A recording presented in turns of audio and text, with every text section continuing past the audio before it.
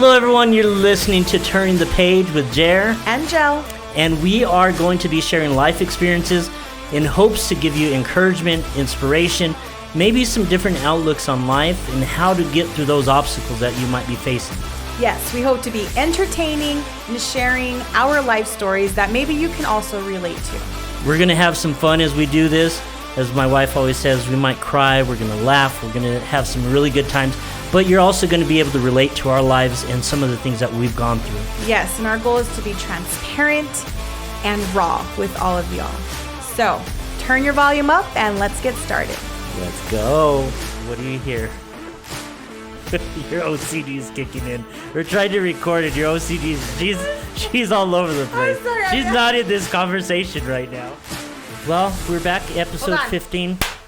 Wow. Okay, go ahead. We are on episode 15. We're still talking about family topics or family dynamics. Last week we kind of talked, I threw out some things saying first marriage, second marriage, statistics, that kind of what those percentages were. I knew that first marriage is like 50%. End in divorce. Yeah, that they end in divorce. Second marriage, statistics go higher. Third marriage goes even higher. And fourth marriage goes even higher. Well, that sucks for you. So I'm just kidding. I wanted to pull up information on it and actually give statistics so that way we can discuss like things around it, because most people will see that. For instance, if you were told that you had $5,000 and you were going to go put it in a bank and there's 80% chance that you might lose that $5,000, would you put it in there? No. This is what statistics are telling people who are getting married. Okay. So then why get married? Well, that's the mindset out there right now, right? Because a lot of people won't get married. We know people that have been together for years and they won't get married. Tie the knot. Now, I don't know if that's the reason why. I don't know if that's what is because moving it's a that hassle. decision. It's a hassle. There's paperwork involved. You got to split the assets. And if you have kids, you got an extra layer. You got to split time. Who pays for what? Yeah. That's why. Well, there's a lot that plays into it, and that's kind of what I want to talk about today. I know a lot of people have gone through divorce, and we know people that have gone through divorce, and we've been through divorce, and a lot of times some people won't revisit the option of marriage again. I know. And they will literally put it off on the table. But if you're looking at through our perspective of our faith, then we know that marriage should be a thing, right? Mm-hmm. What do you hear? Your OCD is kicking in. We're trying to record it. Your OCD is, she's all over the place. I'm sorry, she's not in this conversation right now. I'm paying attention, but babe, I know. You know what I'm looking for? Coasters. They're not in here. I don't know where you put them. Probably took them to work. They're on the fridge. Anyways. Okay. Well, we'll survive. Go on. So according to available census data, we kind of looked up, divorce rate for second marriages in the United States is over 60% compared to the percentage of first-time marriage at 50%. 10% higher. Okay. Yeah. And then we've all heard the claim that almost half of marriages in the U.S. end in divorce, and that kind of seems to be ringing true. And statistics are even higher for subsequent marriages. So, in fact, 67% of marriages and 74% of third marriages end in divorce. Does that make sense? And 74%? Wow. What's 4 marriages? Because you're on your 4th. Says, therefore, following the trend, we can guess that with the fourth marriage, divorce rate is likely to be 80 to 83%. Dang. That's not good for you. You're not much, your chances are much higher. I know. But you know what? Screw statistics, because I don't believe that mumbo jumbo. Okay, so maybe there's data that backs all this up. Sure. Yeah. But in regards to, because I can't speak to other marriages or other relationships, but in regards to ours, I don't see that. Why don't you? Why does that not concern you? It doesn't concern me. Why? Does it concern you? I'm not asking you. I You're know. not talking asking me right I now. will answer. I'll answer after. Baby, I will answer as soon as you give me a yes or no. No. Okay, cool.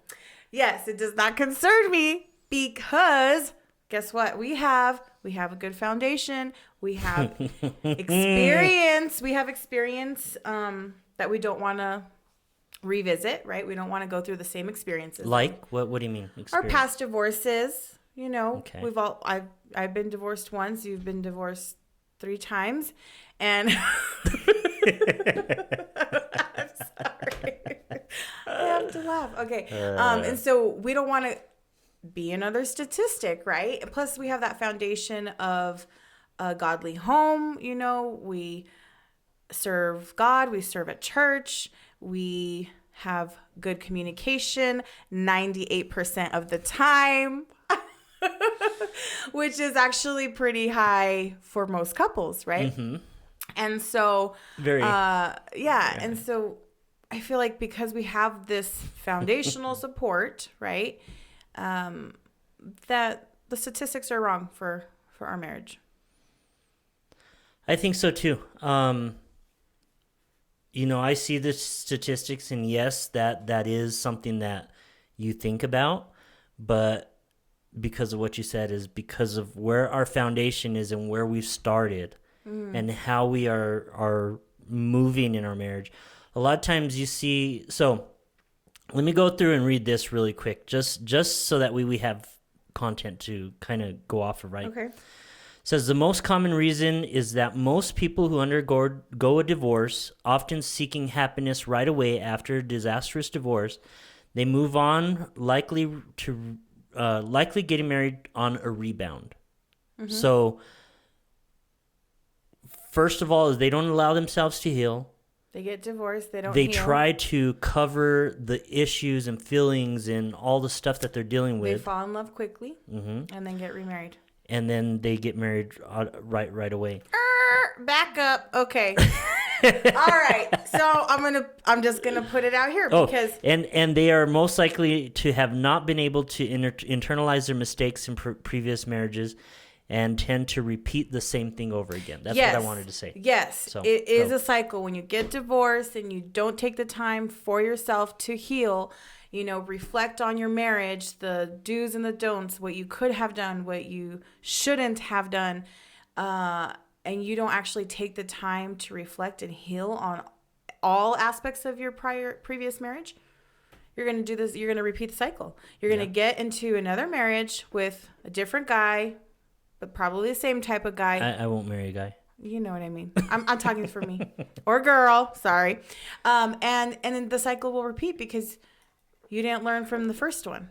Yeah. You didn't change from the first one. That is a big common mistake after a divorce. So let's flip it and say, well, what if your spouse dies? Because, in my situation, that's what happened. My second husband died, right? Yep. So a lot of people would say, well, wow, she didn't heal. She moved on really quickly. What are the statistics for that? I know you didn't look it up, but we'll have to look it up for another episode. Does that mean that if your spouse dies, just like you said, they didn't take that time to heal and that's a rebound marriage? Do you consider our marriage a rebound marriage, I guess is my question. Do I think that? Yeah. No. Okay. No, because when we started dating, like prior to me even trying to push you away and saying, no, you should get away from me. You you should get far away because I'm going to disappoint you. Like when you and I started hanging out and I started talking to you and we started sharing things, like I seen who you were. I knew who you were before, but I didn't know who you were as a person. I didn't know how you operated in things. And in the past, I've seen you like in certain situations and stuff, but not to where I seen your true heart. Mm-hmm. So once I started to see your true self and your heart being exposed of how you handle things, how you carry yourself, your confidence that you have, the love that you have for people, the love that you have for God, the love that you have for serving people, all that stuff came into play. Mm-hmm. And there for a while. I had told you one time, I think that someone had asked that about, well, do you think she's just going through a rebound because she just lost her husband? Yeah, and she might just be going through that. So I did look at that, but you never show. Now, I've been in that situation, and I believe with all my heart that I would notice that, and that stands out. Those type of habits and traits and things that happen when someone's doing that, it stands out. And I didn't see any of that with you. Like, I truly seen that you were moving forward. You wanted to be in a marriage. You wanted to be have a family. You wanted to serve God with all that, with all parts of that. And you wanted to show love, in which you do. You do it amazingly. Thank you, baby. Well, I'm glad that you actually had a friend or a person in your life that pointed that out and at least made you think about it and reflect on that, because a lot of people won't tell their friends what they truly think. Yeah. So I'm glad that happened. And it's good. It's something that you should consider. Yeah. I mean, same thing with you as looking at me. If there are certain things in my life, I mean, if someone points something out and says, hey, are you sure you want to, he's not being faithful, or he's not. Nobody did that. No, but I'm just saying, like, I know, but if I'm in that place, negative about you. They were like, oh my gosh, he's so perfect for you. That was my circle. And there's so many things. So now we're in our marriage. We've had multiple marriages prior to this. There are other issues that arise. Oh, yeah. So there's other things that even make, not even just our relationship. Now we have parenting involved. Now we have co-parenting involved. Blended family. Now we have, what's the other thing? Actually, I'll bring that up later. But we've had to set boundaries. So setting strong and clear boundaries in a blended marriage or blended family is one of the most important things that you can do to protect your marriage and establish safety within your home. So I think we've never had to really sit down and say, hey, these are our boundaries. This is where I draw the line. This is where, I think we're at a place where I can say, like, respectfully, we know each other well enough to, when we get to a certain point, and I don't think we've ever got to that point, but we do things out of respect to make sure that we're honoring each other. When I have to deal with Elijah's mom, I don't put myself in a situation where it would disrespect you. I don't call her every day. I don't talk to her on the phone constantly. I don't, unless it's dealing with Elijah and it's something that needs to be done, I deal with her for Elijah, and that's like the whole thing. If I need pills, if I need clothes or something from her that maybe we've been sending him with our pants and shirts and like, hey, I need some of his clothes back, Yeah. But when I go pick him up, we talked about this a while back ago. Like, I will not go inside the home. I text when I get up, hey, I'm pulling up. Yeah. Kind of sit in the vehicle a little bit for a minute or so, and once I see the door open, I kind of open the door and I walk out and go get Elijah, and I bring him out. So I never put myself in a situation that anyone could ever say, oh, I seen Jeremy go into, his mom's house or his Elijah's mom's house or whatever. But I don't ever want to put myself in a place where I disrespect you as my wife. With that, there is the thing of exes now in our life.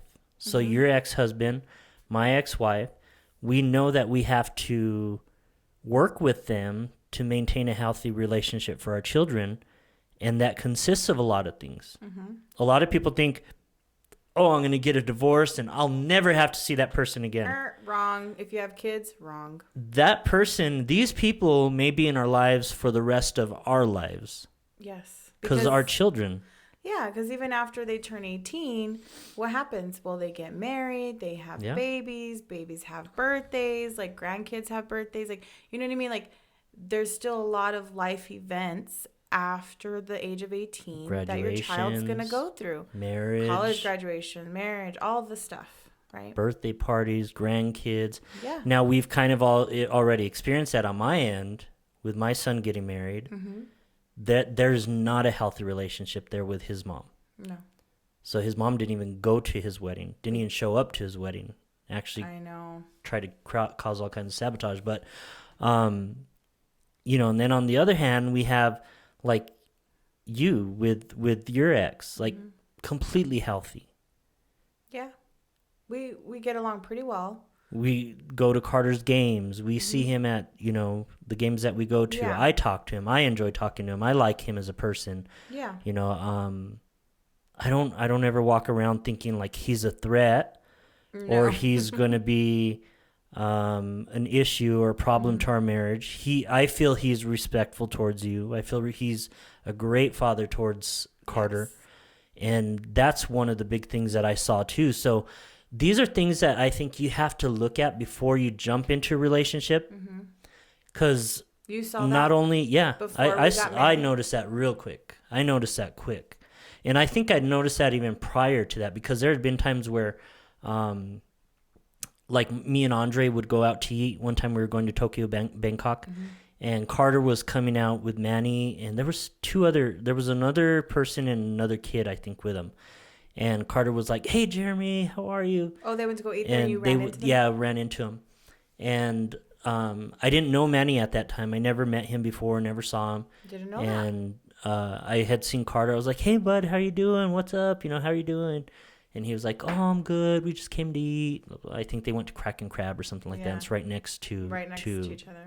My favorite restaurant. Our favorite restaurant. Our favorite Thai restaurant. Yeah. But like, and then getting to know you, like he has him every other week, and he's pretty consistent. I think really consistent on picking him up, consistent on being there for him. He's consistent on disciplining him. He's consistent on, you know, keeping track of his mentality and his attitude and stuff like that. So those are huge things. Yeah, we're pretty much on the same page when it comes to parenting Carter. Yeah. And that's important. That's a big thing. That plays a big part in our relationship, because if Manny and Carter's relationship wasn't healthy, then there would be lack in that area. I think then I would be seen more as a threat, trying to come in. Yeah. And, well, you're not my dad. You can't tell me you don't tell me what to do. You're not this, you're not that, you know. And not that I do any of the disciplining and stuff like that. We talk about stuff. One of the things that we do, and you know, if something comes up, and nothing's really ever come up, but I don't just go to Carter and be like, "Hey, you can't do that," or whatever, you know. You're not listening. We talk out loud. You and I communicate openly to where he can hear, and we discuss it with him. Yeah. So it's never me going like on my own and saying, you know, "Hey, Carter, I think you're doing this and that, and, you know, you shouldn't be acting this way," because that's not my place. Yeah, we always now, do it together. There's a place if he's being disrespectful or something, then I would probably say something, but that's not the case with him. That's not the case with our son. And he has a great relationship with his dad. He has a great relationship with you. And he has a good one with you too. Yeah, it is. Like, we get along. We mess around. Like, I tell him, oh my gosh, we'll joke around with each other, and it kind of came natural. Yeah, he'll come tell us something. Surprised. "Hey, Mom, I did this," and I'm like, "Do we ask? Like, who cares?" And he's all, "Shut up," you know. Yeah. But we do it jokingly. Like, I love this kid, and he is amazing in so many ways. But we have that relationship where we can joke around. Now, when it does get to a place of us being serious, it gets to that. You know, we talk to him about those things. So yes, we are very good at communicating with him together. I will say, though, that because you and him have like that friendship relationship, right? Yeah. Because, you know, he's 14. He's not super young anymore, so it's a little bit different. Your parenting style changes as they get older. And he's almost 15, so But like when I was gone for almost all day, or I don't know what I was doing, but you went and did the yard work in the backyard and he didn't help you. I was so mad. I'm like, no, absolutely not. He lives here too, but you didn't go and tell him, hey, Carter, I need you to come help me and do this. We're going to do the yard today. Like, you just did it on your own. Yeah. So like you don't go to him to tell him to do things that needs to get done. I don't know if that's intentional. I know that day he was having a sleepover and he had just showered or something. You didn't want to have him get dirty outside. Yeah, I was outside cleaning the outside walls, the windows, and using the pulling air blower. See me, I was full of dirt. I would have been like, I don't care. You'll shower again after you're done. Come and help. Like that would have been my parenting style, right? Your parenting style is a little bit more lax, in my opinion. And so we had a conversation, you and I, and I was like, babe, thank you for doing the yard, but next time, like if we have Carter, make sure he helps. Like he cannot just do nothing or sit in his room, play video games, or he needs to do stuff too. And I told you, I was like, it's okay to tell him to do stuff. He'll still like you, I promise. I'm like, it's okay. Tell him he needs to get this done. And I know one time you're like, Carter, go throw the trash. And he's like, okay, I'll do it in a little bit. And then he didn't do it. Yeah. And I think you probably told him again, and he still didn't do it. And then I get home, and what's happening? You're putting the trash outside for him. And I was like, no, absolutely not. I was like, why are you putting the trash? He's here. It's our week with him. That's his job on his weeks here. He's like, well, I told him a couple times he didn't do it. I was like, then you tell him again. And then we restrict his phone. And then because one of the things that I have started to incorporate is I lock his phone until his chores are done. Because if he has access to his phone while he's doing chores, he'll take hours, or he won't get it done, or he'll procrastinate. So guess what? He gets it done a lot faster if I lock his phone. He has access to nothing. Yeah. So then he learned, because he rushed through it one time. Yeah. He's like, okay, I'm done. I was like, really? That fast? He's like, yeah, can you lock my phone? I was like, let me go check your work. I go and check his work, and guess what? It wasn't done. It was not done correctly. It was not done properly. I was like, nope, go do it again. Until it's done correctly, I am not unlocking your phone. So he goes and does it again, and guess what? It was still not done correctly. It's like, nope, go back and do it again. Because one of the things that I really want to instill in him is don't be lazy. Yeah. Do it correctly. When he's out in the real world and he has a real job and he's told to do something and he just does it halfway, that's not how you get promoted. That's not how you get seen. Yeah. That's not how you're valued. No, you're going to do 100% or don't do it at all. And I told you I had that discussion with him. I know you did. At the end of last week, which is something that we'll have to continue and that is moving forward. And you're really good at is you're really good at communicating verbally with him more so than I am. Yeah. So sometimes I just let you kind of do your thing because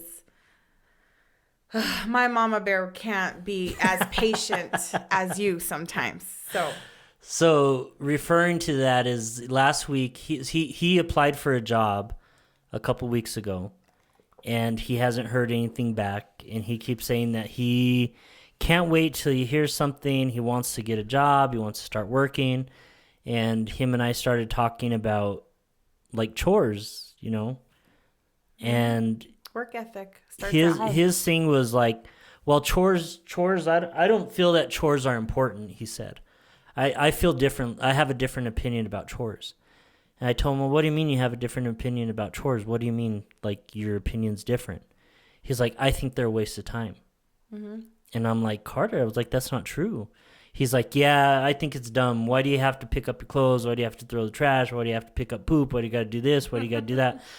I started to tell him, like, in the workforce, when you have a job, like, this stuff matters. When you have these traits that you already know what to do and you do it well, it's going to stand out. Mm-hmm. No, I don't think that's the way it works. It's just whenever you have a boss, you're going to do what they tell you.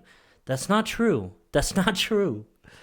And I think that's something that we're going to have to continue talking to him about because he doesn't understand the fact of, like, how that works, because I was talked to you a little bit more about it. And when I was at Chick-fil-A, when we had team members that came in and worked, you could tell the ones that would pick up and work and do well and have done chores at home, who were used to doing things, and the ones that had to be told to do every little thing. They oh do my gosh, not it know stood work out. ethic. And that's the thing is, if you're a parent, work ethic starts at home. Yeah. You know, I mean, it's something that is taught and learned at home first. And then when they are out in the real world, they can be like, okay, yeah, I'm so glad. I'm so thankful for my parents who taught me to do these things. And I told Carter, he doesn't see it now, but I was like, you're going to appreciate me one day on how hard I was on you, because when you're out there, guess what? Yep. It's true. It's going to be a little bit easier for you than other kids or other young adults, right? Yep. And one of the things, and a lot of parents might not agree with this, is that I make my kid wash his own laundry. He's been doing his own laundry since he was 12. Okay, so he's going on 3 years now. That's good. I showed him how to use the washer, the dryer, and he gets it, he folds it, he puts it away himself. However he wants to put it away, that's his room. I don't touch it. But at his dad's house, his dad still washes it and still dries it, and then he does make him just put it away. And I'm like, you do know he knows how to do his laundry. Like, just let him do his laundry. So that's one of the things, like, even though we're on the same page as far as parenting most of the time, like, I do things a little bit different than he does, and I can't control what he does, but we have these discussions. I was like, you baby him a little bit too much sometimes. For instance, he has an orthodontist appointment next week that I can't take him to, and I'm like, can you please take him? Of course, he'll take him. Now, he actually prefers his dad to take him to the orthodontist because he holds his hand. He stays there with him. He makes sure he's okay. Not that I don't do that, right? But I'm like, you want him to be independent.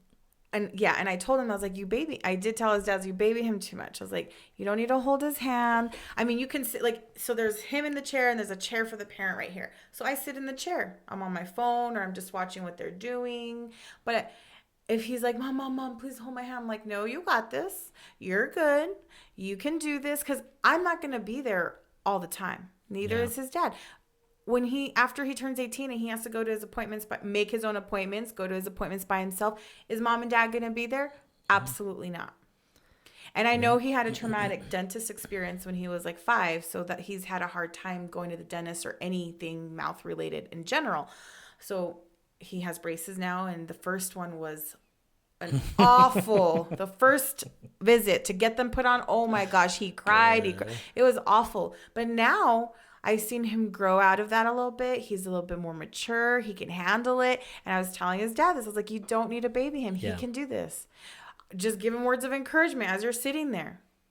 I mean, so we're a little bit different in that area. So I was like, he probably prefers you to take him anyway. So can you take him next week? He's like, yeah. But I'm like, don't hold his hand. Come on now. Yeah. He's like, what, guys can hold hands? Like, I'm not saying they can't. I'm saying that we're preparing him for the real world. Yeah.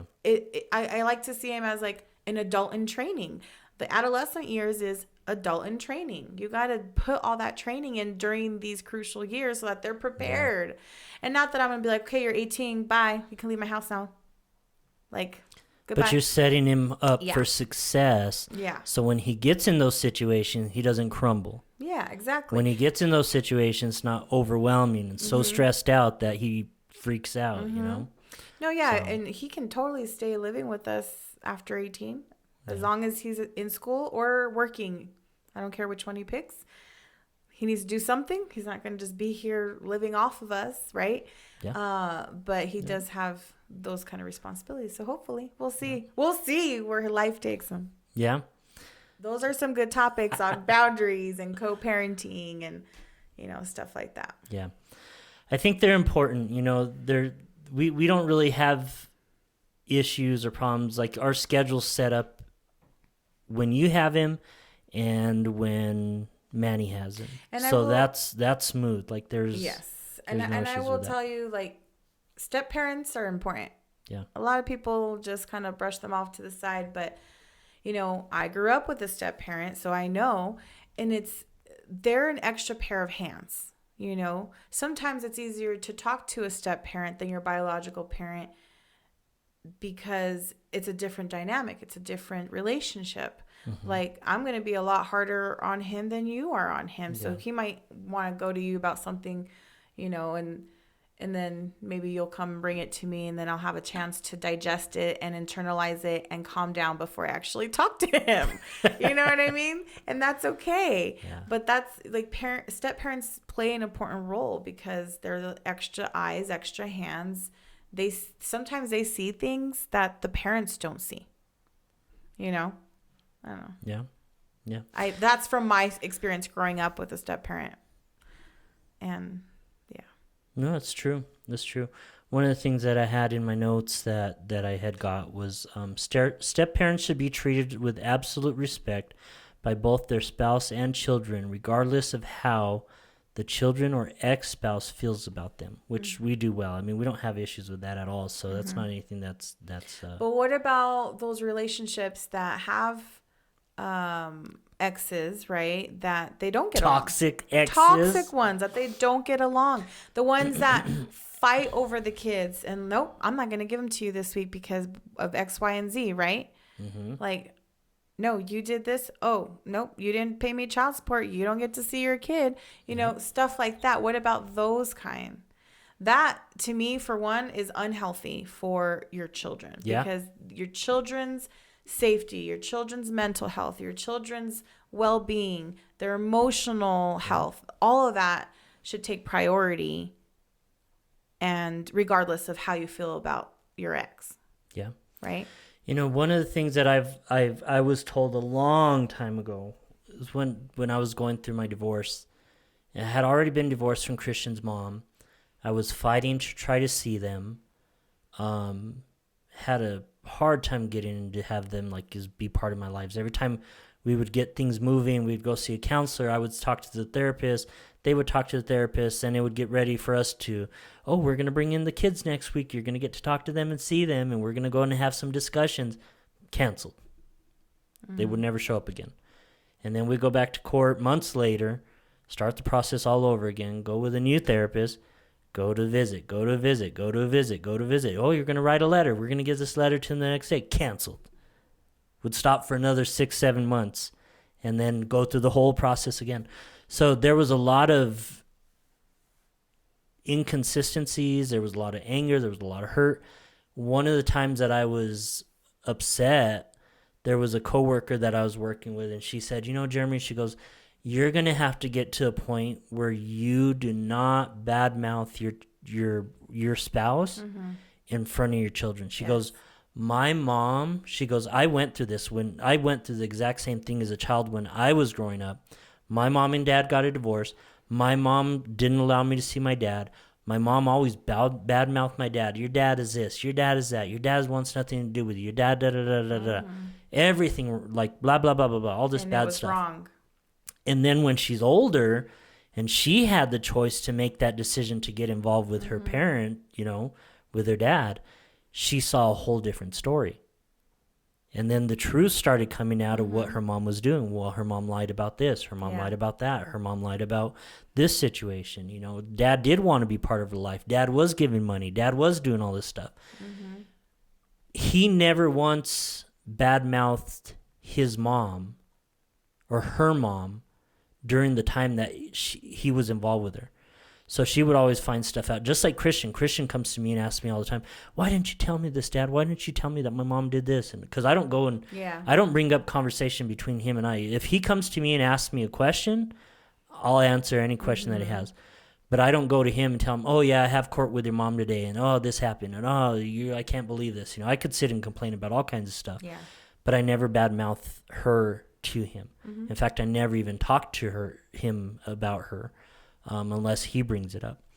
But I think one of the main things is be respectful towards that parent, even if you can't stand that person, even if they're the worst person to you. Don't talk bad about them to Don't talk bad about them in front of their children because your children are always going to love that parent. Yeah. Despite. Mm-hmm. And that's one of the things I try not to do. I know I've a couple times, I'm sure, at least 3 times I've let it slip something about Carter's dad, back in the early years when we weren't as amicable because, after the divorce, we didn't always have this good co-parenting relationship. Like the first 3 years after we got divorced, it was awful. Okay. Really bad. And so I might have had some little things slip out here and there, even actually probably recently. I'm like, oh, well, that's typical of your dad, to be late or something like that, which isn't like a super bad thing, but that's still negative. And Carter hears that. And, so I have gotten a lot better at not doing that. And I don't know if Carter even notices. I think he's mentioned to me once or twice, like, why do you say that about dad? Or I was like, but the thing is, he knows his dad. Because even though I'm like, oh, well, he's always late. He'll be like, yeah, I know. So it's not something that he doesn't already know. I'm not saying, oh, your dad cheated on me. Your dad did this. Your dad, that's not something I would ever discuss with him. These are things that obvious that show themselves. Yeah. And the truth always does come out. That your child is always going to see what is reality versus what they're told. Yes, and as they get older, they see a lot more. Like, when you're young, you just want to be with mom and dad. You don't know any better. And then as they get older, they really start to see what kind of a person their parent is. Thankfully, Carter got 2 really great parents. He did. You guys are both amazing. There's I don't know where we're at on time, but as far as like those areas are really healthy. A lot of times there's a point where the ex-spouse won't allow you to see your children, or they won't allow you to be part of your children's lives, or like you said, they're always worried about money. They're always worried about those things. But a lot of times, I've always said, if that parent on that other end isn't threatening to the children's life, isn't putting them in danger, isn't, drinking and driving and doing drugs at home and all this stuff, where there's a bad environment, you should allow your child to be a part of that person's life. Now, it's not always going to happen in the way that we think, Right. A lot of times that person won't even be part of the life because they choose not to. But I've been on the other end too, where like the ex-spouse has forced her children to be part of that an ex's life. Like their parent, like trying to, you haven't came and seen your kids in a while. You haven't taken them out. You said you're going to do this. You said you're going to do that. And then it's like, I wouldn't force it. It was a mess. It was such a mess. If the parent doesn't want to be involved, I would not force it. It hurts the child a lot more. Yeah, because it creates more disappointment. It does. And it's like, oh, I don't know why I'm here. He doesn't, or she doesn't want to even see me. Or you get them back. They don't love me. Home. Yeah, what'd you guys do? Well, nothing. We stayed at the apartment. We said we were going to go do this, and we didn't go do it. Yeah. We were going to go swimming. We didn't go swimming. Broken promises. Yeah. Like when parents say, oh, we're going to go to Disneyland, and then they don't go to Disneyland. Like, you just don't do that. Yeah. Yeah. Something else that I had on here, guilty parenting. Basically, just because you're no longer in a relationship with that other person or the other parent doesn't mean that you have to stop being a parent, or you don't have to. A lot of times we find ourselves in roles of playing like the friend or the party planner, or like having to feel like we have to be part of everything that happens with that other person. And that's not true. You don't have to do that. You can do things on your own. If that relationship's healthy, then I don't see anything like wrong with that. I think that might even be a good thing. But, a lot of times parents have that guilt thinking, oh, well, their dad, oh, well, their mom, so they. Well, yeah, especially after divorce, like for me, because we divorced when Carter was 5, right? He's 15 almost now, so 5. And And there was some kind of guilt, like if I didn't attend all of his sport events or school events, his dad would be like, why didn't you go? Yeah. What were you doing? Who were you with? I'm like, that's one. That's none of your business, right? It's not your business no more. Sorry. Is there a ring on my finger? No. So one, and of course me, I would just let it all out. I'm like, well, I was, and I gave him my business. Like, and then I stopped doing that after a while. I was like, no, he doesn't need to know. Just like I don't need to know about what he's doing on the weeks that he doesn't have his son.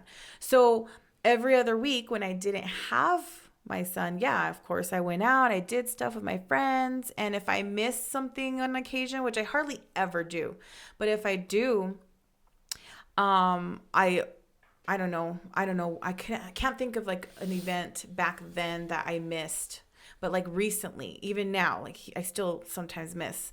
I went out of town and had a girls' trip. I missed his soccer game, but you attended. I love that you attend when I can't attend, because at least there's one of us from our household attending and supporting him. And then you send me videos and you send me clips and I get to, see it on Snapchat and I still feel like, oh, okay, I didn't miss it because you're there and you're giving me updates. And so I love that part. But when I was single and I had to miss something, I would just ask his dad, well, how did he do? And then I'll ask Carter, how did you do? And sometimes he'll send me videos, but I have to, he's really bad at that. So I have to like, don't forget to send me videos, But there is that guilt that one feels like, man, sometimes it was work related. Like I had to work. I couldn't make it because of work. Yeah. And so I think as a single parent, you should give yourself some grace because, I mean, especially when they're in several different sports and extracurricular activities, like there's no way you can make every single one of them if you're a working parent who is single, who doesn't have a flexible work schedule. You know what I mean? So missing one or two things here and there is not going to hurt your kid. Okay. It hurts the parent more, I think, than it does the kid. But Carter knows that I am always supportive. I always go, if I am able to, I am there. I now with my new job, as soon as I get off work, I have to go straight to his games. Like I don't even have a breather in between. So I'm like getting food to go and I'm like, okay, like, but I'm there, freezing my butt off and I'm there, because sometimes it's cold. Jumping from one thing to the other. Yeah. And so, but he knows like I'm always available. I'm always here, not just to attend to stuff, but to talk. Cause sometimes I just need to talk or vent. Like there are times he's like, Mom, just hug me. I just need a hug. Yeah. Like a couple years ago that happened. He just wanted to crawl up in a ball in my arms. I think he was like 13 and he just wanted a hug. And we were like that for like 15 minutes. I'm like, what is going on? Like, what is wrong with, like, what was up with your day? And sometimes he doesn't want to talk about it. So you have to just let it be. Enjoy the hugs when they want it. As they get older, they want less of it. So I'm like, okay. Crazy. I know. But yes, give yourself grace. Don't feel guilty for missing something. Yeah. Like if it's something that you could have gone to and you just chose not to, that's a whole different story. Yeah. Like that's on you. That's your fault. You should feel guilty. Yeah.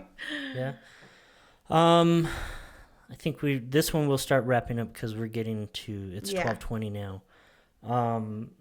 Realize that it takes work. One of the things, even though all these statistics are out there, even though the percentage tells us we're at 80% that this is going to fail. Yeah. Within our hearts and with who we are, we don't believe that. And we don't allow that to affect us because our foundation, because of what we know we feel with each other. Mm-hmm. Now, it's not just feelings that we go off of either. One of the things that I think in the beginning is that I had read is that the common mistake that people undergo in a divorce is to seek happiness. So I love the fact that we don't look at each other to fulfill each other's happiness. I'm not coming home and saying, well, you're not making me happy. Like, babe, like, make me happy. Like, my job isn't coming home to make you happy. Mm-hmm. And we don't look at each other in that aspect to get fulfillment in a place like, well, you're not making me feel this way. Well, I'm good because I don't make you feel anyway. I might irritate you by doing certain things. Yes. I might make you feel loved, but even in the times that we don't feel like doing things, or we don't feel like showing love, or we don't feel like being supportive, or we don't feel like doing, I don't know, whatever the issue is, I think the underlying foundation is that we love each other. We're committed to each other. Despite what anyone says that we're not going to make it, or statistics say we're not going to make it, we truly believe and are working towards that going forward. So. Yes, we are. Yep. Yes. I think, man, we could probably go on this for another. I know, but I will like 45 to minutes, say that being in a blended family, it takes work. Yeah. It doesn't happen overnight. No. The first year's probably the hardest, and it gets easier as years progress. And what works for one blended family might not work for another blended family. So you got to take and pick and choose what works for you. And if it works, go with it. If it doesn't, change it. Yeah. That's all. I think taking negativity out of your relationship, out of your parenting, out of just life in general, and trying to do that in any aspect, that's going to set you up for more success. Because if you're speaking life, you're being encouraging, you're being supportive, that's going to help every area. I was going to say something else, and I forgot what I was going to mention on that. But there's different things that we can do to make life and family functional. And a lot of it is by us finding things or ways to do things that are positive, and it kind of all goes back to that. But be functional. I mean, if something's not working well, be patient in that. Work at it. If it still doesn't work, work at it more. And if you are still in your first marriage and have not gotten divorced, I hope kudos. Yeah. I mean, and I hope it stays that way, because being in a blended family is a whole other ball game. And if you think your first marriage is hard, wait till your second marriage, because it's always harder than the first. Yeah. The grass is not always greener, although I've got some really green grass right now, and I love it. Oh my gosh. I even cut the grass today. It was nice.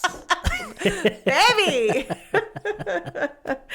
And on that note, thank you guys so much for your support. Thank you for watching. We hope you continue to do so. Give us feedback. Let us know what you want us to share or talk about. You've been here listening to Turning the Page with Jer and Joe. And we will see you next week. Yes, we will.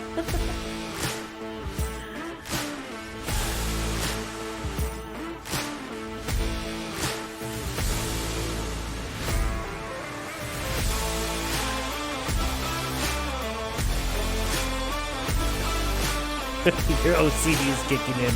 We're trying to record it. Your OCD, she's all over the place. She's not in this conversation right now. I'm paying attention, but babe, I know. You know what I'm looking for? Coasters. They're not in here. I don't know where you put them. Probably took them to work. They're on the fridge. Anyways. Okay, we'll survive. Divorce rate is likely to be 80 to 83%. Dang. That's not good for you. You're not much. Your chances are much higher. I know, but you know what? Screw statistics, because I don't.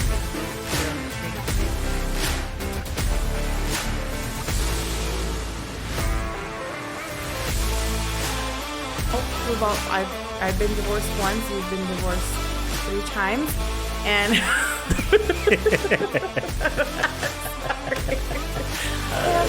Okay. And so we don't want to. We have it on